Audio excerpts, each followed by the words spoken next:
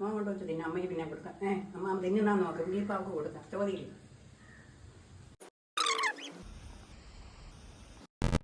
ഞാൻ ഉണ്ടാക്കാൻ പോണത് ഒരു അടിപൊളി ബിരിയാണിയുടെ റെസിപ്പിയാണ്.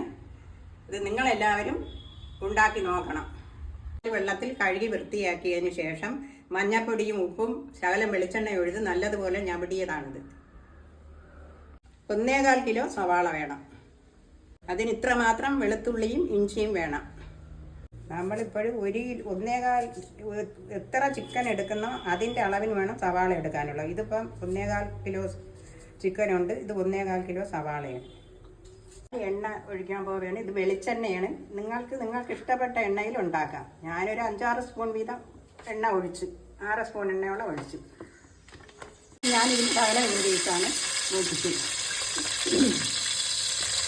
അതിന് ശേഷം ഇതിൽ 35 പച്ചവളമാണ് ഇത് ഇടുന്നത്. ഇത് പച്ചവള മാത്രമേ ഇടൂ. പച്ചവളം ചതച്ചിടില്ലല്ലേ? ചതച്ചിടില്ല, ഇതുപോലെ തന്നെ ഇടും. പച്ചവളം കീറിയിടും അല്ലേ? കീറിയിടും. 35ഓളം പച്ചവളം ഉണ്ട്. 35ഓളം പച്ചവളം ഉണ്ട്. ഇത്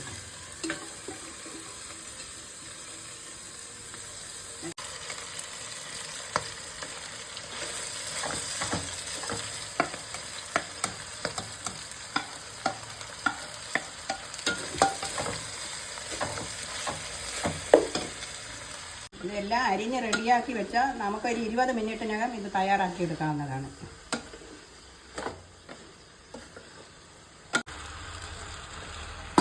എന്നിട്ട് ചതച്ച് വച്ചിരിക്കുന്ന ഇഞ്ചിയും വെളുത്തുള്ളിയും കൂടെ അതിലിട്ട് കൊടുക്കാം.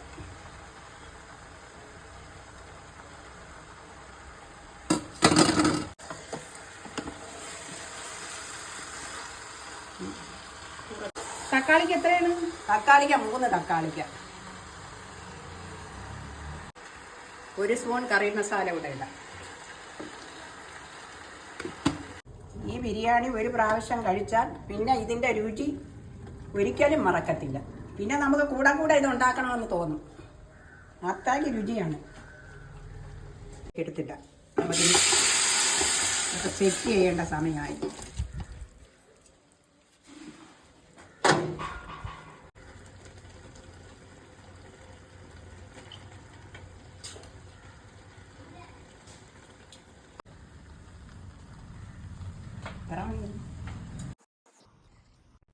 മോൻ കൊണ്ട് വെച്ച് തിന്നെ, അമ്മയ്ക്ക് പിന്നെ കൊടുക്കാം. അമ്മ തിന്നാൻ നോക്കാം, ഇനിയിപ്പോൾ അവൾക്ക് കൊടുക്കാം. ചോദിയില്ല.